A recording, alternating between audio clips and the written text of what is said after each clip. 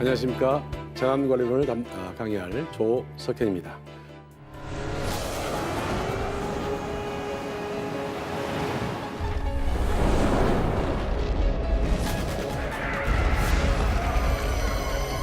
실제로 재난이라고 하는 것은 자기한테 자주 일어나지가 않아요. 딱 한 번입니다. 인생에 있어서. 불난 것, 여러분 화재 경험할 것 같습니까? 아닙니다. 이제 어떤 생각을 가지고 어떤 행동으로 미래에 대비하고 또 그렇게 가야 될 것인가 하는 것에 대해서는 모두가 고민해 봐야 되고, 자, 그러면 우리나라가 이제 이 선진국하고 비교를 해봤을 때 보세요.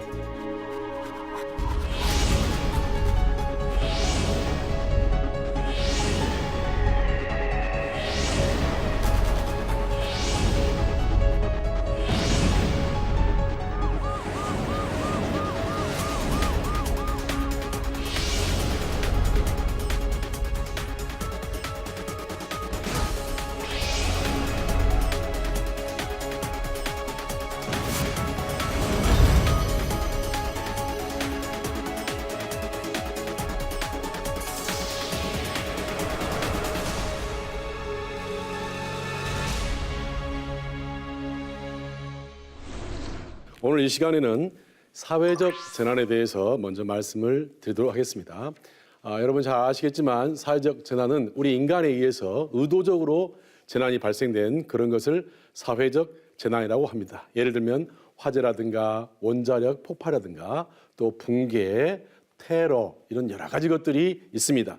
그래서 이 갈수록 사회적 재난이 강화되고 있고 또 인류에게 커다란 위협이 되고 있습니다. 이러한 재난을 갖다가 방치했다가는 엄청난 큰 시련을 겪게 될 것이고 또 잘못하게 되면 인류가 영원히 사라질지도 모릅니다.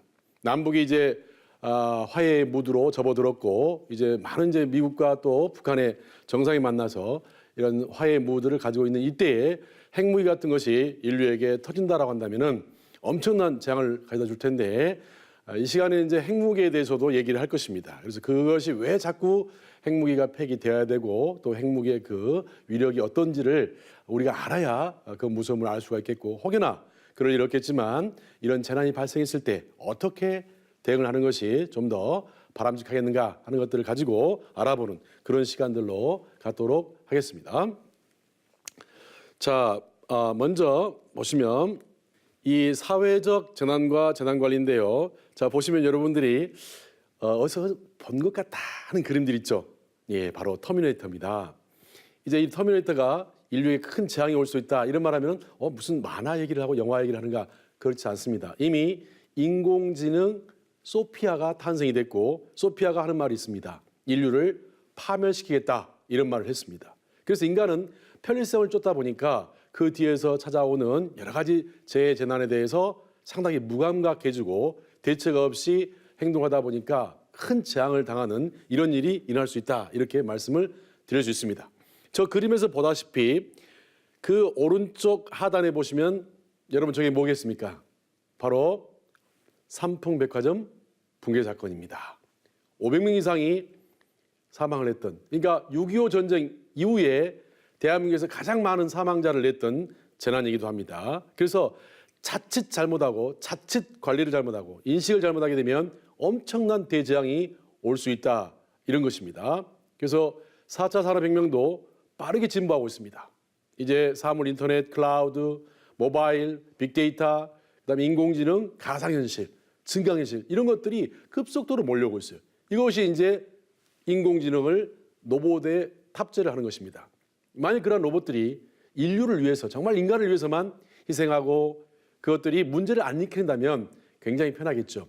그러나 지금의 인공지능 로봇 같은 경우는 인간의 지능을 넘어가는 것도 있습니다. 이미 알파고하고 1세대를 구단하고 해서 알파고와 여러분들 이기는 걸 봤을 겁니다. 이제 이런 것들이 머지 않은 게 아니라 지금 왔어요. 그래서 인간은 너무 편리성을 쫓은 것도 중요하지만은 이런 것들이 가져올 위험성에 대해서도 충분히 검토하고 고뇌를 좀 해봐야 된다 하는 얘기들을 많이 말씀을 드리겠습니다. 자, 사회적 재난 중에서 제1절 계획적 재난입니다. 계획이란 건 뭡니까? 인간이 의도했다.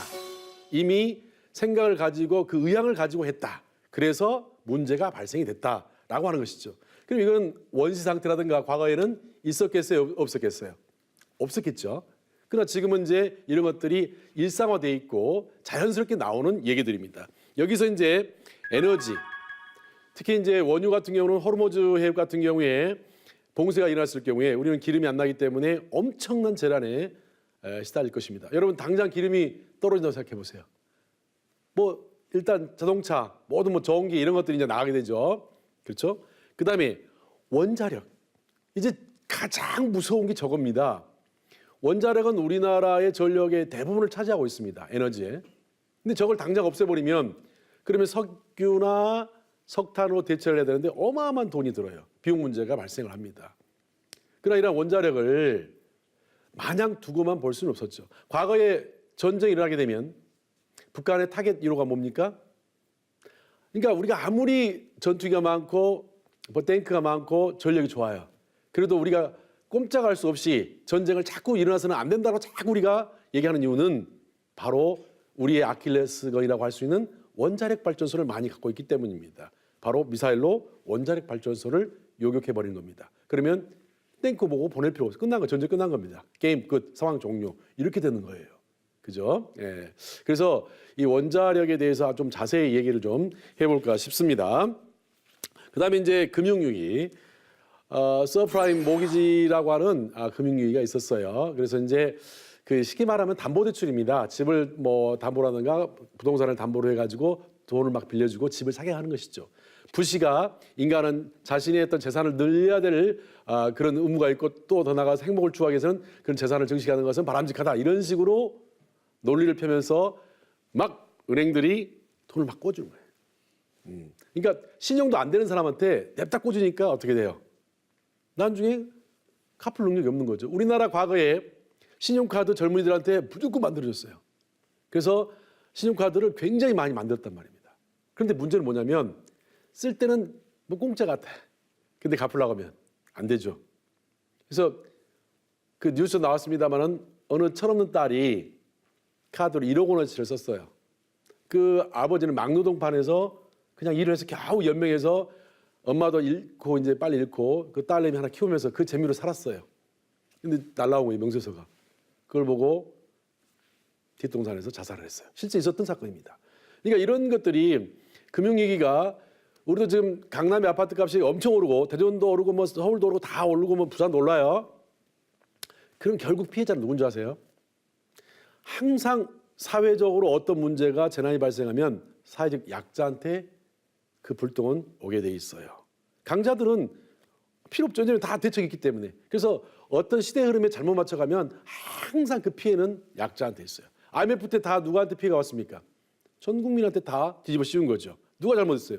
정부가 잘못했고 기업이 그렇게 잘못했었죠. 그러나 그 모든 책임은 국민한테 고스란히 오게 되고 피해도 국민이 떠안아야 되는. 이게 바로 현실이에요. 그래서 이런 금융위기에 대해서도 잘 알아야 되고요. 그다음에 통신, 이제 디도스 공격.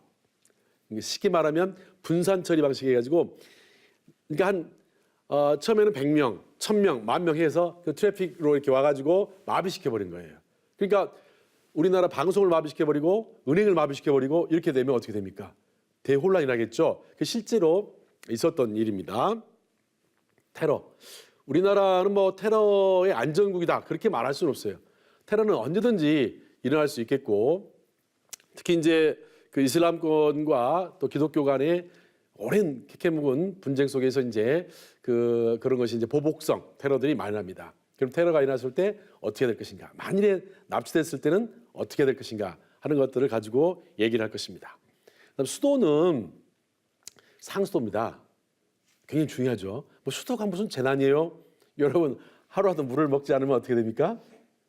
자, 음식은 안 먹어도 되지만 물을 먹지 않으면 오래 살지를 못합니다. 물만 있으면 14일까지도 살 수 있대요. 그죠? 안 먹고.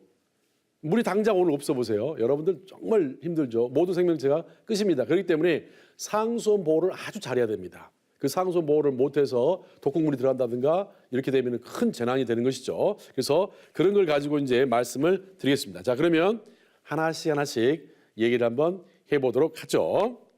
먼저 에너지 원유와 원자력에서 먼저 원유 문제입니다. 만일에 말이죠. 초유가 시 대중교통이 80%가 인상이 됐어요. 갑자기. 그다음에 물류 파동도 일어나게 되고 항공, 관광, 호텔, 여행은 뭐 다 도산 위기, 전력은 90% 인상, 가스는 172% 인상, 막 이런 시대가 갑자기 도래게 되면 보통 그 주부님들이 가계부를 써요. 그 가계부를 통해서 다 쪼개 쓴단 말입니다. 그럼 이게 어떻게 되냐? 뒤틀리기 시작하죠. 그럼 돈이 어디서 나오냔 말이죠. 그런 것들이 나올 데가 없잖아요. 그러면 사회에 혼란이 일어나게 되고 그 혼란이 가중되고 불만이 커지게 되면 어떻게 돼요? 바로 정부에 대한 불신이 커지게 되고 폭동으로 되는 거예요. 그래서 폭동이라는 거예요. 그러니까 일정한 분야의 국민들이 견뎌봐요. 그러다가 하다 못하면 분노감이 포출하면서 폭발해버린 거예요. 그러면 체제가 붕괴되고 나라가 극도의 혼란에 빠지게 되고 재난이 되는 것이죠. 그렇기 때문에 이 원유 문제에 대해서도 이미 물론 체계가 잘 돼 있을 걸로 봅니다. 미국은 영리하게도 원유의 대부분 수입을 비축을 해놔요. 안 써요. 안 써. 그죠? 그리고 자국의 것도 웬만하면 안 쓰려고 그래요. 아껴가지고 그래요. 그러니까 자국의 석유는 거의 아껴서 다 해서 보관을 해놓고 있어요. 왜 그래요? 비상시에 쓰려고. 근데 우리는 그런 거 잘 없어요. 그러니까 석유 호르무즈 근처에서 해적들 나타나가지고 야, 저 원유선 잡아. 몇 번 딱 해버리면 못 가잖아. 그러면 원유 끊기면 어떻게 할 거예요? 심각하죠. 예, 그러다가 또 이제 나중에 이제 원유가 엄청 비싸지겠죠. 이런 문제가 있어요. 그래서 석유를 비축하고 호르무즈 해협과 말라카 해협에 대한 대책을 강구한다.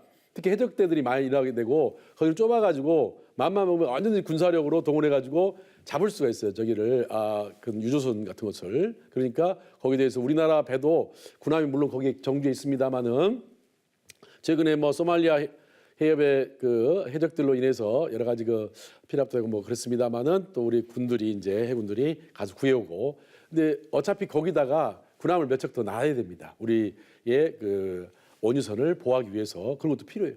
왜냐하면 물론 세계가 이제 동서 화해 무드로 가고 냉전이 깨지고 이렇게 가면 좋지만 인간의 마음속에는 항상 재난을 저지르고 싶은 욕망이 있어요. 왜? 자기를 보여야 되니까. 그러니까 예를 들어서 내부에서 내가 힘이 없고 지지가 없어. 그럼 어떻게 됩니까? 외부에 적을 만드는 거야. 외부에 적을 만들어서 그 관심을 온통 외부에다 돌리면서 전쟁을 일으킨 겁니다.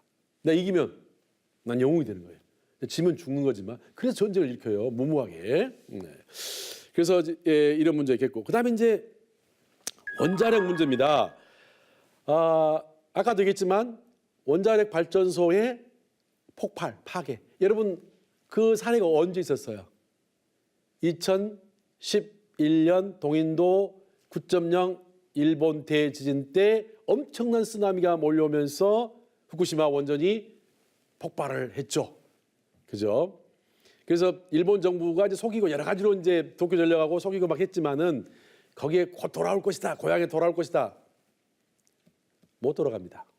네, 못 돌아가요. 왜냐하면 2만 5천 년 동안 있다가 언제 돌아가겠습니까? 거기는 영원히 못 삽니다. 체르노빌도 다 떠났어요. 그리고 엄청나게 많이 죽었죠. 그래서 체르노빌 원자력 발전소 같은 경우도 64명이 사망을 했습니다. 이때 이제 그 서방대원과 운전요원이 그 중에 31명이 죽었어요. 구해보겠다고 갔는데 방사능에 피폭돼 버리면 알파, 베타, 감마가 있는데 감마선 맞아버리면 거의 죽어요. 철판 20cm를 감마선은 투과해 버립니다. 그러니까 비행기 타고 툭툭툭툭 하고 돈다고 돌면 그 죽어요. 잘못하면 모르고 하는 거야. 그 애만큼 저기 해가지고는 그 감마선이 투과해 버리면 방사능이 피폭돼 버립니다. 그래서 냄새도 없지 맛도 없지 아무것도 몰라요.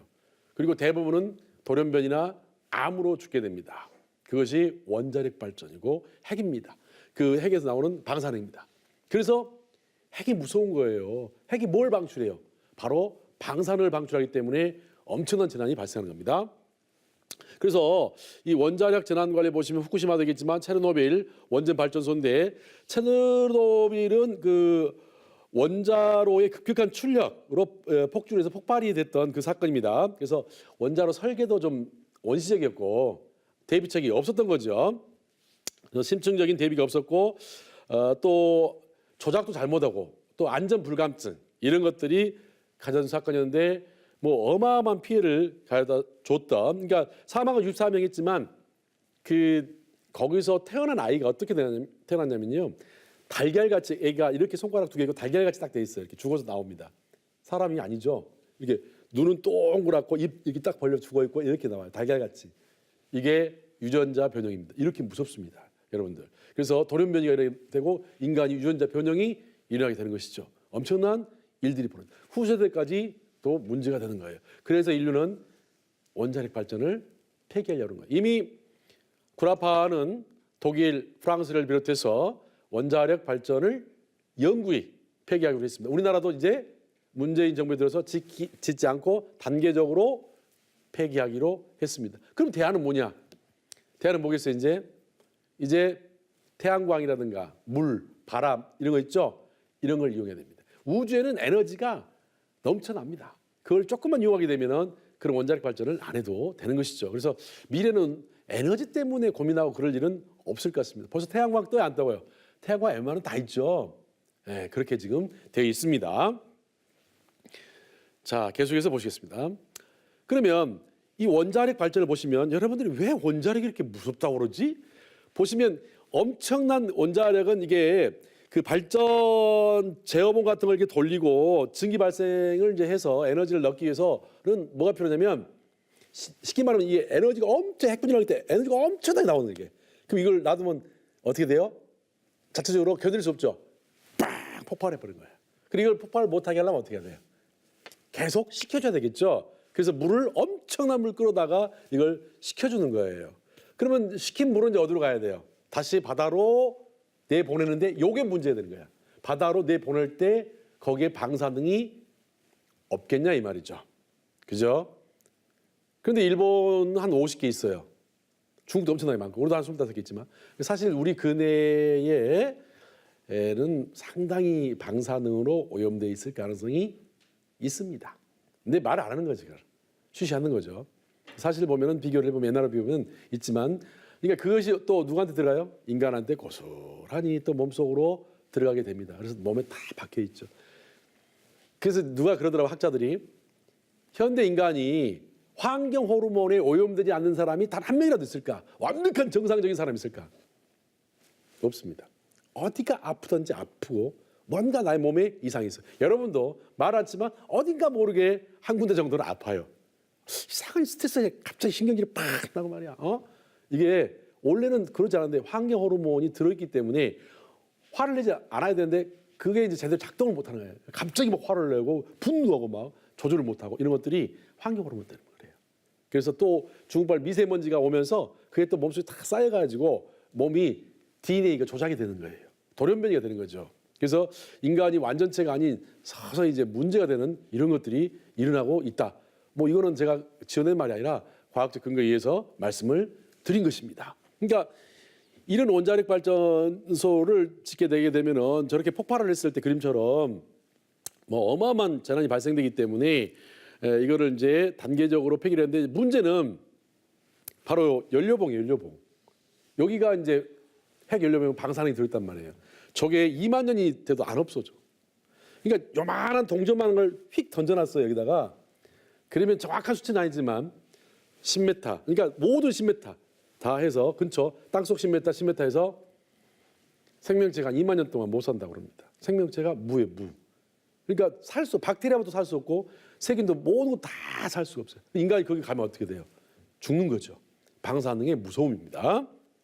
자, 그래서 여러분이 그래서 방사능을 보시면은 우리가 이제 엑선 촬영하잖아요. 100 마이크로 시버트라고 이제 라고 하는데 보시면은 보통 이제 그 만일에 7 내지 8 정도 시버트라고 한다면은 그러니까 감마선이 이제 핵 연료봉 터졌을 때 나오는 겁니다. 그 정도 건데 맞으면 즉사해 버린 거죠. 이 정도의 양이면 핵폭탄이 터졌을 때 바로 그런 것들이 7, 8 시버트가 되는 겁니다. 맞으면 즉사해. 물론 이제 핵폭탄이 터지면 우리는 가루가 돼 이게 타지면서 몸이 이게 날아가 버립니다. 폭풍에 의해서 가루가 돼서 날아가 버리죠. 시체도 없어요.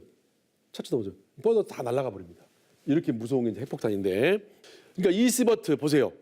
후쿠시마 원전 1호기의 건물 지하와 이제 오염수가 이제 1시간당 1시버트예요.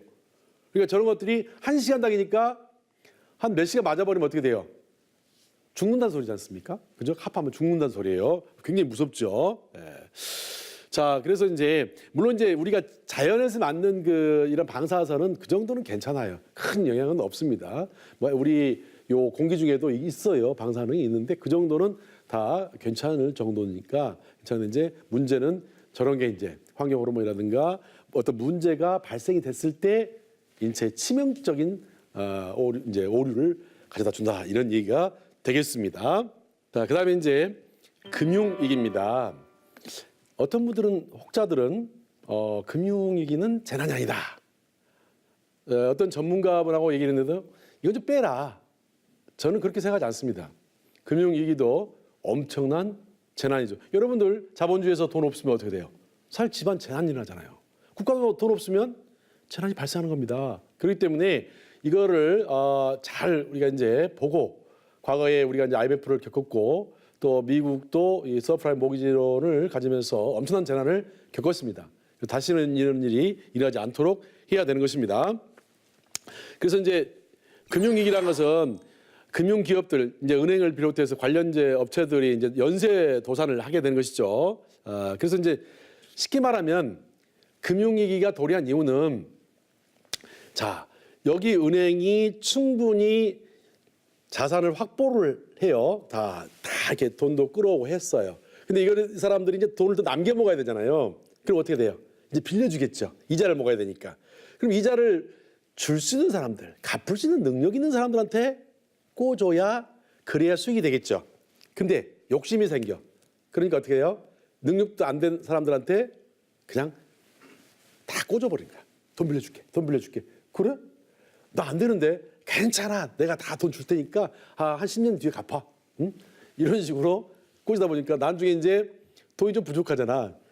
그 어떻게 돼? 좀 돈을 회수해야 되는데 회수가 돼 안 돼요. 이게 한두 번은 그런다 하더라도 장기적으로 반복이 돼버리면 안 되죠. 그러면 이제 이 은행은 야 봐라 우리 돈 자산 이렇게 많다. 그러면 한국 너희들 여기다 투자해. 일본 너희들 여기다 투자해. 그리고 그래서 몇 프로 줄게. 그러니까 혹해서 투자를 했어요. 근데 이 은행이 돈이 있어야 투자한 돈을 줄 거 아니에요. 근데 이 은행이 돈이 있어요 없어요 이제? 없죠. 그러니까 투자자들한테 못 돌려주는 거예요. 그러니까 우리 경제에 영향이 있었어요 없었어요? 있었죠. 혹자들은 서프라임 모기지론이 왜 한국에까지 문제가 있느냐, 미국에 재난 거 아니냐.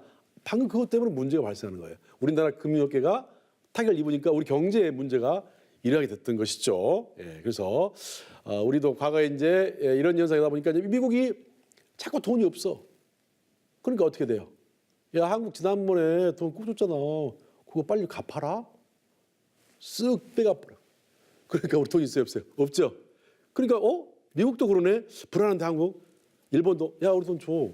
유럽도 줘. 그러니까 어떻게 돼요? 그게 IMF예요 쉽게 말하면. 돈 이제 없는 거야. 외환이 없어. 외환 보유고가. 외환 보유고 없으니까 갚을 돈 없으니까 나라 위기가 이제 부도 위기에 놓여 있는 거예요. 그래서 아차는 상태에 이제 풍전등화 있는 거죠. 그게 이제 IMF입니다. 그러니까 이제 금모으기 하고 막 허리 졸라매고 또 누구한테 이제 다 와요 그 피해가? 국민들한테 오죠. 아까 얘기했죠. 모든 정책을 잘못하면 그 피해는 고스란히 국민들한테 다 떠넘기게 된다. 그러니까 이제 금모으기 하면서 해서 어떻게든지 외화를 벌어야 되니까 그거 해서 이제 금모으기도 했고 돈을 하면서 어떻게 하든 이 위기를 넘겼었죠. 지금은 이제 한번 혼을 나고 굉장히 많아요. 외환 보유고가 엄청납니다. 그래서 이러한 서프라임 모기지로 이제 오면서 이제 금융위기가 있었는데 이제 IMF가 있게 되고 국제통화기금이 있었고 또 고정환율제도와 변동환율제도가 있는데 이제 환율이 변하잖아요. 1달러에 1,000원 했던 것이 2달러에 뭐 2,000하고 그러면 이제 환율이 무조건 오르면 좋냐, 무조건 내리면 좋냐? No. 자, 환율이 인상이 된다라고 하는 것은 우리나라 돈의 가치가 떨어졌다는 것이에요. 그러니까 1달러에 1,000원만 줬던 것을 1달러에 1,200원을 줘야 돼. 그죠? 그러면 우리나라 돈의 가치가 떨어졌기 때문에 수출은 잘 되겠죠. 우리나라 물건값이 싸기 때문에. 대신 수입품은 비싸잖아요. 그렇죠? 그러니까 다 장난이죠. 그러니까 요 애환이라고 하는 것이 환율이 너무 높아도 안 되고 떨어져도 안 돼. 적정한 1,200원 선, 1,100원에서 1,200원 선에서 왔다 갔다 하면서 이렇게 균형을 잡아줘야 돼요. 이것이 중요합니다. 근데 이게 확 떨어지고 막 IMF까지 이렇게 올라가게 되면 국가적으로 흔들리면서 산업 경제에 치명타를 매게 되고 그게 바로 재난이 되는 거예요. 그래서 문제가 생기는 거죠. 자, 그러면 서프라임 모기지론 이렇게 있는데 이제 자 보세요. 그 프라임이라는 것은 신용 단계예요. 그죠? 신용 단계고 이제 자 여기 보시면 그 서프라임이라고 하는 것이 이제 담보라고 하는 거죠. 그러니까 서프라임 모기지라는 것은 담보 대출이에요. 서프라임 모기지라는 것은 담보 대출인데 프라임 있고 그다음에 알트 A 뭐 알트 EA 그다음에 뭐 이렇게 있어요. 그다음에 서프라임. 서프라임은 신용도가 어때요? 제일 낮죠. 제일 낮은데 은행이 어떻게 돼요? 돈 빌려줄게 하면서 저기다 돈을 빌려주는 거예요. 저기다 대부분 돈을 빌려줬어요. 그러니까 결국에서 담보력도 없고 신용도 없고 이런 수많은 사람들에게 돈을 빌려줬단 말입니다. 결국은 어떻게 됐어요? 빈곤의 악순환이 되게 되고 더 이상 갚을 수 없는 지경에 되죠. 그러니까 집을 사가지고 처음에는 돈이 됐죠. 오르니까. 근데 어느 순간 어떻게 돼? 이 거품이 있는 거지 않습니까? 지금 우리나라도 엄청나게 부동산 가격이 올랐어요. 거품이 있겠어요? 없겠어요? 있어요. 무슨 놈이 아파트 한 채가 막 10억이 넘어. 그러면 일반 젊은 사람들이 월급을 부어서 10억을 벌 수 있을까요? 1억을 모으려면 한 달에 100만 원씩 8년을 부어야 돼요. 1억 모으는데 8년 걸려요. 그럼 10억 모으려면 80년을 걸려. 불가능해요. 지금의 이제 젊은 세대들이 이제 새로운 신빈곤의 시대가 돼서 더 이상 기성세대가 만들어 놓은 것을 깨뜨릴 수 없는 상황에 돼버렸습니다. 그래서 전반적인 이 체계를 변화를 시키지 않으면 신노예 계급으로 전락되는 거예요.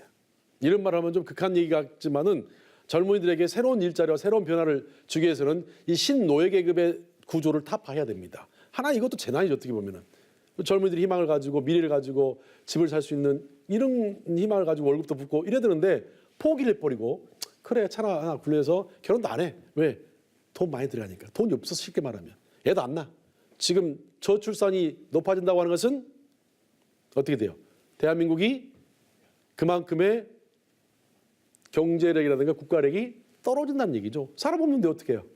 그죠? 그래서 이런 출산 대책이라든가 향후에 이런 것들을 대책을 세웠는데 결혼을 안 하는 인구가 점점 이렇게 이제 인구도 줄어들지만 결혼도 안 하고 애도 안 낳아요. 그러니까 국가적으로는 점점 문제가 심각해지는 거예요, 이게. 이만큼 더 심각한 게 어디가 있어요? 인구수가 줄어들게 되면은 그렇죠. 그래서 그것이 이제 어떤 경제적인 요인이 좀 제일 큰 요인으로 작동이 될 수가 있는 것이죠. 그래서 이 서프라임 모기지론도 하나의 재난이다. 일부 학자들은 아니라고 하지만 저는 재난 맞다고 봅니다. 이런 상황에서 갚지 못하기 때문에 극한 상황이 된다고 그랬죠. 갚지 못하게 되면 이런 문제가 일어날 수가 있는 것입니다. 자, 그럼 이제 이유 같은 경우도 보시면 이제 경제력이 약화돼 있어요. 성장도 낮아요. 그다음에 재정적자는 점점 높아지고 있어요. 그다음에 채무는 빚은 계속 높아지고 개인도 마찬가지예요. 그다음에 국채 금리라는 건 대출 이자예요. 대출 이자가 올라버리면 돈 꾼 거 어떻게 돼요? 엄청 부담스럽죠. 그죠? 금리 인상이라고 그래요. 그다음에 이제 자본 조달. 그러니까 비용이 증가하는 거예요. 금리가 올라가니까. 부채도 올라가는 거죠. 이자가 올라가 버리니까. 예. 그래서 이제 이자 갚다 못 해가지고 원금도 갚지 못하고 도산해 버린 거예요, 이제. 그래서 그런 나라들을 피그스, 돼지가 아니고요. 피그스라고 하는데 P라고 하는 것은 포르투갈, 그다음에 I는 이탈리아, G는 그리스, S는 스페인. 주로 이제 문제가 많이 발생했던 그런 나라들을 피그스 나라라고 합니다. 그래서 이런 유럽의 3개국에 있어서 이제 이런 경제위기가 있었다라는 것을 말씀을 이제 드리고 싶습니다. 그러면 이런 금융위기에 이제 대처하는 방법이 뭐냐라고 하는 것이죠. 쉽게 말하면 돈을 만들어야 될 거 아닙니까? 돈을 만들지 못하게 되면은 계속적인 적자에서 나올 수가 없기 때문에 그러니까 이제 보시면 저 그림을 한번 봐보세요. 지금 서프라임 모기지론이 미국이 무너졌죠. 그러니까 돈이 없으니까 어떻게 돼요? 한국도 돈 꿔준 거 빨리 내놔. 그러니까 주식도 떨어지고 뭐 환율도 올라가고 이렇게 하면서 이제 한국도 엄청난 시련을 겪게 됩니다. 그러면서 이제 역시나 뭐 IMF까지도 이제 오게 되고 IMF도 이제 대부분 기업이 부실했는데 돈을 막 꿔주는 거야. 그러니까 기업이 돈을 못 갚아. 그러니까 은행이 도산하고 기업이 도산하고 그것이 국가의 총체적 위기로 오게 됩니다. 그러니까 이제 과거에 채권을 많이 빌려다 썼단 말입니다. 기업들 때려 막아주려고. 빌려 쓰니까 이게 부도다 보니까 어떻게 돼요? 이 돈을 이제 어떻게 돼요? 어떻게 갚아 이제? 돈을 못 갚는 거예요. 이제. 이런 상황에 도래가 되는 것이죠. 그래서 이런 금융 안전망을 위해서는 이제 이런 붕괴를 막는 대부분이 보면은 보세요. 여기에 보면 미국도 그렇고 9천억 달러의 이제 유동성 공급을 했고요. 독일도 500억 유로를 구제 금융을 했고요. 또 벨기에, 네덜란드, 룩셈부르크도 112억의 유로 구제 금융을 했습니다. 우리도 물론 이제 IMF로부터 돈을 끌어와서 이런 구제 금융을 했죠. 결국은 돈을 넣어주지 않으면 망한다는 거예요. 그리스도 마찬가지고 다 그래요. 그래서 유럽은 이제 한물 갔어요. 과거에 유럽이 상당히 경쟁력이 있었습니다만은 지금은 동남아한테도 밀립니다. 왜냐하면 한때는 좋았지. 여행 다니고 유럽 멋있잖아. 그 파리 뭐 몽마르트 해가면서 세계 여행 다니면서 그리고 얘들이 복지가 잘 되다 보니까 노력을 안 했어요. 뭐 연합에서 무덤까지. 그러니까 우리는 이제 동남아 사람들 이쪽 사람들 어떻게 돼? 먹고 살아야 되니까 죽게 하면 까무러치게 하는 거야. 한국도 그랬고 그래서 세계의 흐름은 이제 미국을 위시해서 이렇게 왔어요. 지금 이미 벌써 베트남 동남아로 가고 있습니다. 그래서 패권은 이제 중국을 위시해서 한국, 이 동남아가 이렇게 앞으로 패권을 잡아갈 걸로 생각이 됩니다. 그러다 보니까 전 세계는 이제 이 동남아 아시아권에 주목을 하게 됐던 것이죠. 과거에는 굉장히 무시하고 있지만 왜 경쟁력에서 벌써 앞서기 때문에 그들의 기술을 앞서가기 때문에 그런 것입니다. 그래서 판도가 바뀌고 있다라고 하는 겁니다. 자, 그러면 이제 이 텔레커뮤니케이션이라고 하는데 그 여러분들 이제 우리가 많이 보면 VHF, UHF 이래요. 그 V란 말은 벨입니다. 벨이 H라는 것은 하이, 프리퀀시 이제 이렇게 하는데 그래서 초단파라고 그래요. 그래서 그 HF도 U는 이제 뭐냐면 그 울트라 하이 이렇게 해서 UH는 울트라 하이, F 똑같고요. 그래서 이제 극초단파 이렇게 말합니다. 그러니까 이제 이 VHF, UHF, 이제 TRS는 뭐냐면 이제 유럽에서 많이 쓰는 겁니다. 그 트랑크트 라디오 시스템이라고 해서 일반적으로 TRS를 많이 쓰는데 이것들이 이제 대부분 이제 주파수대입니다. 근데 요거를 이제 주파수대를 교란시키고 또 여러 가지 이제 공격들이 들어옵니다. 그게 바로 이제 컴퓨터도 그렇고 바로 그게 디도스 공격이라고 한 겁니다. 바로 분산 서비스 거부 공격이죠. 우리나라 2013년 3월 신한은행하고 그다음에 KBS, MBC, YTN 전산망이 디도스 공격을 받은 바 있습니다. 그 말은 무슨 말이냐면 언제든지 국방부고 미국도 다 디도스 공격을 받을 수 있다. 그러면 좀 더 진보에서 얘기를 한다면 그러면 외부에서 컴퓨터를 조작을 해서 군사적 행동도 할 수 있겠네? 이렇게 되면 어떻게 돼요? 인류는 걷잡을 수 없는 재앙에 이제 휘말리게 되는 거죠. 예를 들면 미국이 조작해서 핵무기 모스크바에 던져버려. 그러면 어떻게 되겠어요? 인류는 이제 핵전쟁이 일어날 것이고 지구에 있는 핵탄두를 다 던지면요. 지구가 궤도 이탈을 해버린대요. 궤도 이탈을 하는 순간 우리는 어떻게 돼요? 그대로 얼어서 순식간에 다 죽어버리겠죠. 모든 생명체는 다 얼어서 순식간에 죽어버립니다. 옛날 영화 토마로처럼 600도, 영하 600도 이런 식으로 떨어지기 때문에 순간 죽었다. 또 태양을 가면 녹았다 하면서 가루가 쫙 돼서 우주로 먼지로 사라져 버릴 것입니다. 그렇죠? 네. 자, 그래서 이 통신망 구축에서 특히 이제 디도스 공격에 대비해야 되는데 이게 이제 가상화폐나 이런 것도 막 도둑질하고 그래요. 이런 디도스 공격을 통해서 해커들이 이런 짓을 이제 많이 합니다. 그래서 미래는 이제 이런 보이지 않는 전쟁들이 통신망을 통해서 많이 일어날 것으로 생각이 되어집니다. 자, 그러면 이제 여기는 안전하지 않는 존, unsafe 존, 그다음에 안전한 존, safe 존, 그다음에 전혀 디도스가 없는 이렇게 돼야 되는데 그 RCMF라고 하는 것이 있는데 이것은 인터넷 환경에서 오류에 관한 처리를 지원하는 용도고요. 또 UDP, TCP 이런 것들이 있습니다. 여기서는 얼마든지 조작을 해서 들어올 수가 있어요. 컴퓨터 망을 통해서 이제 여러분 컴퓨터를 공격하려면 할 수 있는데 혹시 모르니까 여러분 노트북에 보면 컴퓨터 보면은 요만한 요 화면 있죠. 카메라. 그걸 통해서 여러분 사생활 다 보고 있어요. 해커들이. 여러분 웃고 있는 거, 뭐 하고 있는 거 다 안방 다 보고 있어요. 그러니까 그거를 막으려면 화상 채팅 그런 거 안 하려면 아예 종이로 막아버려요. 카메라를. 알겠죠? 그러면 사생활이 다 보면 그거를 통해서 여러분의 사생활이라든가 모든 것을 파헤쳐내는 것들이 있어요. 전혀 몰랐는데 다 알아내버립니다. 알아 다 보고 있어요. 이렇게 다 환히 보고 있기 때문에 다 여러분 일거수일투족을 다 보고 있단 말이에요. 그 카메라를 통해서. 예. 그래서 그 카메라를 안 쓰면은 종이로 막아버려라. 알겠죠? 예. 그게 여러분들이 안 당하는 겁니다. 그래서 잘못했다간 여러분들 나중에 정보 다 털리고 신상 다 털리고 하는 경우가 있어요. 절대로 그러지 않아야 됩니다. 얼마든지 할 수 있어요. 애들이 그런 정도 못할 것 같아요. 여러분 지난번 시켜봤어요.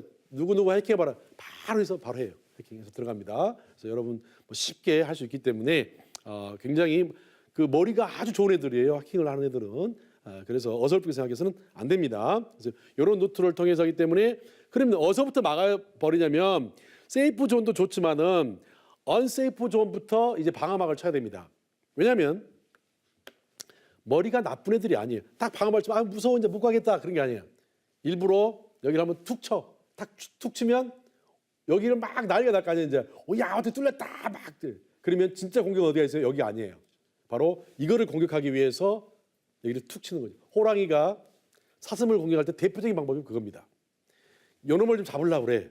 그래서 눈길을 안 줘. 이놈을 이미 타겟 잡아놨어. 그러면서 이놈을 옆으로 쓱 이렇게 공격을 해요. 이렇게 공격을 하면서 이놈을 잡을 의도는 없어. 그래서 이렇게 공격하면서 얘가 방심할 거 아니에요. 이렇게 덮쳐요.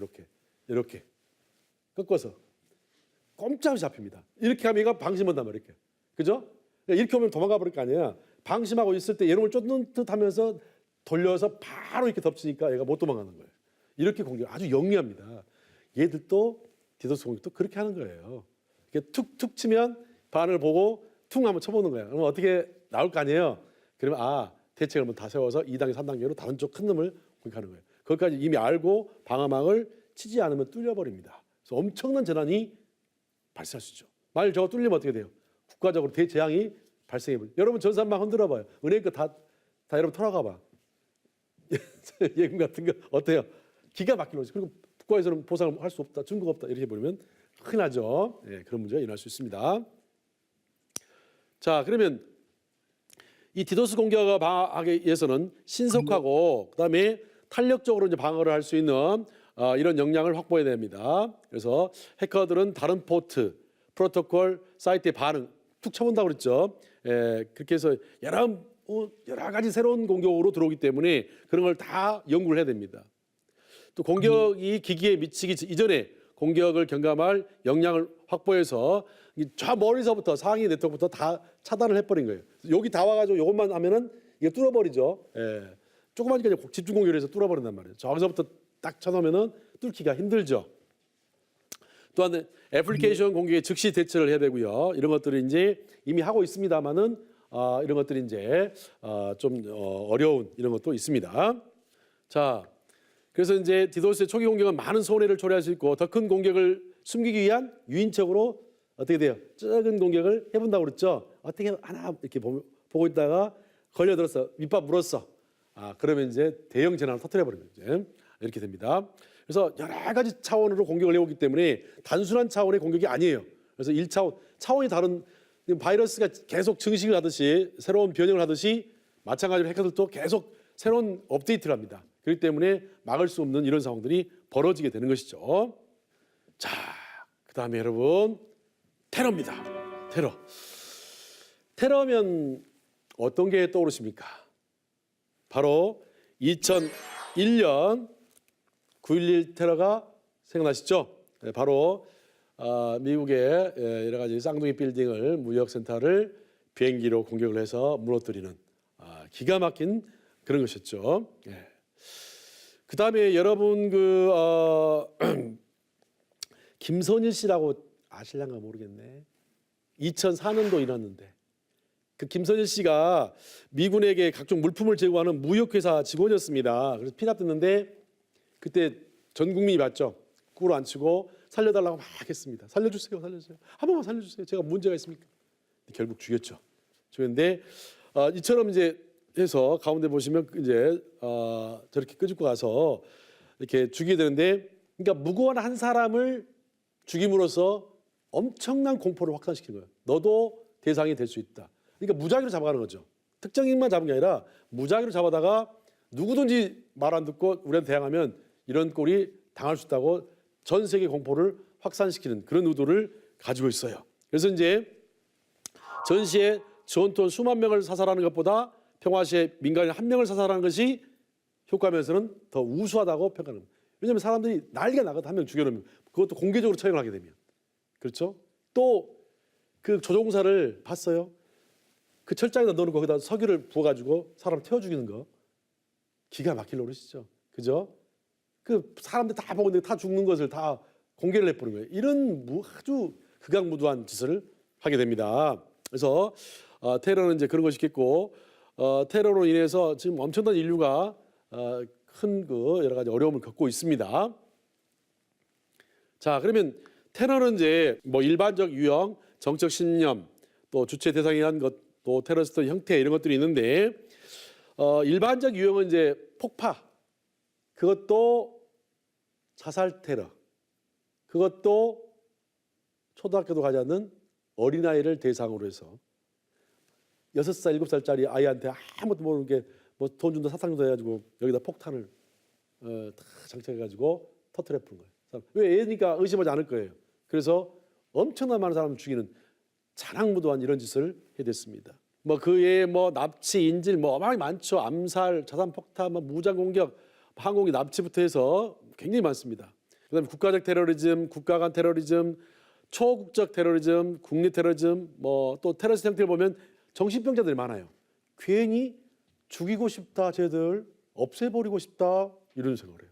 왜 날 쳐다보지? 나한테 감정이 있어? 이래가지고 칼로 툭 찔러버리다. 너 옛날에 엊그저께도 그 딸하고 밥 먹고 있는데 가서 쳐다본다고 해갖고 목을 딸 앞에서 목을 찔러 죽여버렸어. 예? 그런 경우가 있어요. 이 미친놈들이 있어요, 없어요? 다 환경 호르몬이 또 영향이 있어요. 정신이 정상적 사고를 하지 못해요.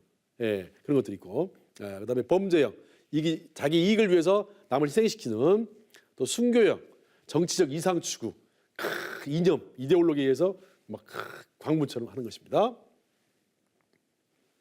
자, 정치적 신념에 의한 테러리즘은 뭐 정책적 쟁점, 허무주의, 특히 허무주의 보시면 파괴주의를 지향하며 미래에 대한 비전이 없습니다. 정신병자가 많습니다. 그다음에 이제 이념, 얘들은 또 사상적으로 아주 강하죠. 자기하고 반대되는 세력에 대해서 엄청 분노감을 가지고 있어요. 그러니까 과거에도 공산주의냐 자본주의냐 민주주의 엄청난 이데올로기가 있었죠. 냉전이. 물론 다니엘 벨도 이제 이데올로기 정원을 선하고 있습니다만은 그런 주의죠. 또 사이버 해킹 같은 거, 또 민족주의, 뭐 시오니즘 막 이런 것들이 있어요. 팔레스타인과 이스라엘 뭐 캐캐묵은 지금도 많이 있죠. 자, 2000년 이후에 주요 테러 사례를 보시면 굉장히 많습니다만은 지금도 일어나고 있습니다만은 최근에 봤을 때 이제 제일 무서운 것이 9.11 테러입니다. 그렇죠? 예. 그래서 사망자가 얼마인지 보십시오. 5천 실종해서 514명입니다. 오사마 빈 라덴이 보복성 테러를 했었죠. 빈 라덴은 그래서 사살됐습니다. 미국이 헬기, 그러니까 쉽게 말하면 레이더에 걸리지 않는 스텔스 헬기를 동원해가지고 빈 라덴을 죽이게 되죠. 준장이 직접 책임을 지고 대통령의 명령 없이 준장이 직접 책임하여서 실시를 하게 됩니다. 빈 라덴은 사살됐습니다. 그 다음에 노르웨이 연쇄, 이건 정신병자죠. 얘가 이제 한국하고 일본이 세계적으로 아주 유능하다. 그들을 배워라. 그래갖고 한때 우리나라도 어쩔 줄 몰랐죠. 아니 저 테러범이 왜 한국 사람을 들먹이냐 이거야. 한국이 최고다니까. 그러니까 이제 같은 부류로 봐볼 수 있잖아. 그래서 우리는 쟤하고 제가 말한 그런 게 아니다. 막 이렇게 했었죠. 그래서 그냥 그 캠프 갖고 그냥 애들 젊은이들 막 쏴주기 막 이게 보면서 쏴주기는 이렇게 장난감처럼 그렇죠. 사살을 했던 이런 것입니다. 그래서 캠프장에서만 68명의 젊은이들을 쏴 죽였어요. 조준사격일 때 조준사격을. 이거 이렇게 쏘는 게 아니라 그냥 사람을 재미를 느끼는 쏘면서 이렇게. 정신병자죠. 네, 어떻게 사람 죽이는 것을 그렇게 할 수가 있어. 조준해가지고. 그다음에 보스턴 마라톤은 이제 미국에 적응을 못해서 테러를 했던 사건이고요. 파리 테러는 이제 IS와 파리와의 갈등입니다. 쉽게 말하면 융합을 하지 못한 거죠. 그러니까 거기에 IS에 대한 여러 가지 탄압에 대해서 이제 보복성이었죠. 이것도 사실 어떻게 보면은 사망이 130명이 됐던 그런 사례가 있습니다. 그러면 테러 방지법이 이제 2016년 3월 2일 날 발효가 됐어요. 지금 이 법은 있습니다. 근데 문제는 뭐냐면 이제 좀 의심되네. 야, 쟤 파봐. 그러면 개인의 신상을 다 파버린 거야. 제가 몇 년도 이혼했고요. 또 뭐 만났고 뭔지 됐고 뭐다 파버린 거야. 그러면 이거는 뭐에 위배됩니까? 바로 헌법에 위배되는 거죠. 헌법에 뭐요? 바로 중대한 기본권 침해를 하는 것입니다. 법이 먼저 있어요? 헌법이 먼저 있어요? 법률이 먼저입니까? 헌법이 먼저입니까? 헌법이 법률보다 위에 있죠. 헌법의 가장 큰 목적은 국민의 생명과 또 국민의 인격, 또 이것입니다. 인간 존엄성입니다. 법률은 하위 거예요. 근데 이 하위 법률이 상위 헌법을 눌러버려요. 웃기는 거죠. 이원이죠. 그럼에도 불구하고 뻗어지 그게 적용이 돼요. 그런 게 많아요. 그래서 어떻게 보면 현행법들이 전부 다 기본권 탄압이 많아요. 그래서 어떤 공무원이 그러더라고요. 솔직히 현행법 적용하면 기본권 탄압 안 된 게 어디냐. 사실 다 이원이라는 거야. 헌법이 다 위반되는 것이죠. 그래서 법률을 적용하다 보면 개인의 기본권이 침해가 되는 사례가 굉장히 많아요. 이거 봐보세요. 국가정보원에서 정보수집권과 추적권을 부여했다. 그러니까 아니면 말고지. 죄 의심이 돼서 그랬다. 아니면 말고. 이런 식이죠. 아니면 말고 이렇게 하면 당한 사람은 어떻게 되죠? 엄청난 개구리한테 돌 맞아버린 거예요. 아니면 말고 그렇게 하면 안 돼요. 그렇죠? 네. 그래서 이런 것들이 이제 기본권, 그러니까 밑에가 뭐 보세요. 기본권 침해가 발생하지 않도록 해야 된다 이렇게 써놨죠. 그게 중요한 문제입니다. 저걸 목적으로 해서 괜히 생사람 잡아가지고 신상 다 털어가지고 또 인터넷까지 또 막 이렇게 하면 걸리면 큰일 납니다. 알겠죠? 여러분 걸리죠? 인터넷에서 얼레리 꼴레리 이렇게 하면은 명예훼손죄에다가 바로 구속됩니다. 절대 그런 거 하면 안 돼요. 그래서 사실일지라도 올리면 뭐가 돼요? 명예훼손죄가 됩니다. 이제 사실이 아닌 거 올리게 되면 더 죄가 커지죠. 그래서 제가 사실이잖아요. 그렇다 하더라도 그 사람을 피해를 줄 의향이 있었기 때문에 범죄 행위가 맞습니다. 처벌받습니다. 그죠? 그래서 사실을 다 까발려도 다 처벌받기 때문에 절대 남의 사생활을 까발리거나 남의 신상을 털면 무조건 죄가 된다는 거. 기본권을 침해하는 중대한 사례가 됩니다. 해서는 안 됩니다. 자, 그다음에 이런 일은 없겠지만 여러분들이 잡혔어. 김선일 씨 같이. 그러면 10계명이 있어요. 저항하지 말고 순순히 하라. 저항하면 어떻게 돼요? 그들은 뭘 들고 있죠? 얘 까불고 시끄럽게 하면 살려둘 이유가 없잖아. 이거 그냥 쏴버리면 됩니다. 간단히 그냥 쏴버려 바로 현장에서. 예, 절대로 그러면 안 됩니다. 100% 탈출 자신 없으면 어설프게 탈출하면 어떻게 됩니까? 죽이죠. 왜냐하면 얘가 또 탈출하겠고 얘가 탈출해버리면 우리에게 모두 끝나기 때문에 미리 없애버린 겁니다. 그러니까 어설픈 탈출은 하지 마라. 그다음에 공손하게 순응하고 자학적 언행을 삼가라. 욕을 한다든가 뭐 어째 막 째려본다든가 이렇게 덤빌태세로 막 눈싸움을 한다든가 이렇게 되면 죽을 확률이 아주 높습니다. 그렇죠? 예. 그래서 육성농물을 하나 시킨 대로 해요. 일단은 어쩔 수 없어. 반항하지 말고 눈을 마주치지 않도록 하고 눈 조심해야 됩니다.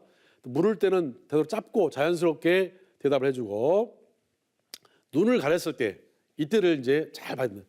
범인들의 목소리, 물소리, 무슨 소리 있잖아요. 그다음에 지형이 가면서 이런 것들 잘 기억해둬요. 그래야 나중에 범인을 잡아낼 수가 있습니다. 자, 그것이 이제 굉장히 중요하다.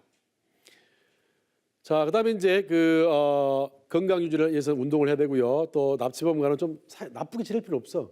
사이좋게 지내면 이제 풀어줄 수도 있으니까. 예, 그다음에 석방시 요때 조심해야 됩니다. 석방시가 임박해서 했는데 돌발 행동을 하고 죽는 경우가 있어요. 얌전하게 있어야 됩니다. 얌전하게. 그다음에 구출 작전이 되면 즉시 엎드립니다. 왜냐하면 구출 작전이 정했다는 것은 뭐가 날아온다? 총알이 날아온다는 소리죠. 무조건 땅바닥에 엎드리셔야 됩니다. 총소리 나면 무조건 엎드려야 돼. 쓰면 안 됩니다. 그래서 총알이 어디로 날아올지 모르니까 딱 엎드려서 아무튼 안전한 곳으로 이렇게 기어서 이렇게 가야 됩니다. 쓰면 안 돼요. 그래서 쓰다 죽을 수 있으니까 이것만 지켜도 살아날 가능성이 있어요. 근데 이제 얘들이 처음부터 죽이려는 의도가 있으면 살아남기 힘들죠. 그런 경우도 있습니다. 자, 그다음에 이제 수도입니다. 이 수도라고 하는 것을 이제 보시면은 그 공중위생 향상을 위해서 필요하다. 수질 기준이 있는데 이제 뭐 병원성 미생물에 이제 오염됐거나 오염될 우려가 있는 물질이라든가 또 건강에 해로운 영향을 미칠 수 있는 무기질이라든가 유기물질 뭐 이런 것들 또 심미적 영향을 미칠 수 있는 물질 뭐 이런 것들이 이제 담겨져 있으면 안 됩니다. 이런 것들을 항상 관리를 잘 해야 된다 이렇게 보실 수 있겠고요. 그다음에 자치단체장의 책무는 종합적인 계획과 수도 사업자에 대한 기술 지원 및 재정 지원도 끊임없이 해야 됩니다. 그리고 수도 정비 기본 계획이 있는데 광역이나 기초자치단체장은 10년마다 이거를 수도 정비 기본 계획을 해야 되죠. 또 상수도 보호구역 관리는 이제 환경부 장관이라든가 지자체장들이 하도록 되어 있습니다. 또 이 누구든지 사전에 동의 없이 수도관을 예를 들어서 분기를 한다든가 또 더 나아가 수도 시설을 변조한다든가 분기한다는 말은 무슨 말이에요? 요 수도관 이렇게 가면 여기서 하나 뽑아서 이렇게 가면 이게 분기되는 거죠. 이거 돼 안 돼요. 법으로 걸리게 됩니다. 반드시 허가를 맡아야 됩니다. 또 자기들 좋게 한다고 마음대로 막 수도관을 만들어 버리면 돼 안 돼요. 안 되죠. 다른 데로 물 못 가게 만들어. 그런 거는 안 됩니다. 사전 동의를 반드시 거쳐야 됩니다. 안 그러면 구속될 수 있습니다. 자, 그래서 이제 수도에 대해서는 그렇고요. 그래서 상수도 관리는 이제 보시면은 먼저 정보 관리, 그러니까 수도 정비 기본 계획 관리라든가 시설 정보 관리, 또 수질 분석 잘 해봐야 되겠죠. 대장군이 얼마나 있는가 하는 것들, 또 박테리아 하는 것들, 또 통계 관리를 연도별로 쭉 해서 관리를 잘 하시고, 또 정보 시스템을 잘 구축을 해야 됩니다. 빅데이터를 해서 이거이 주기적으로 잘 관리가 될 수 있도록 해야 되고요. 또 연계 기관 간의 지원, 상호 관계 기관 간에 이제 서로 지원을 해주고 또 수질이라든가 유량 자료를 공유할 수 있도록 해야 됩니다. 그다음에 이제 GIS라든가 빅데이터 기반 분석을 해서 투명성을 갖도록 하는 것이 굉장히 중요하다 이렇게 말씀을 드릴 수 있습니다.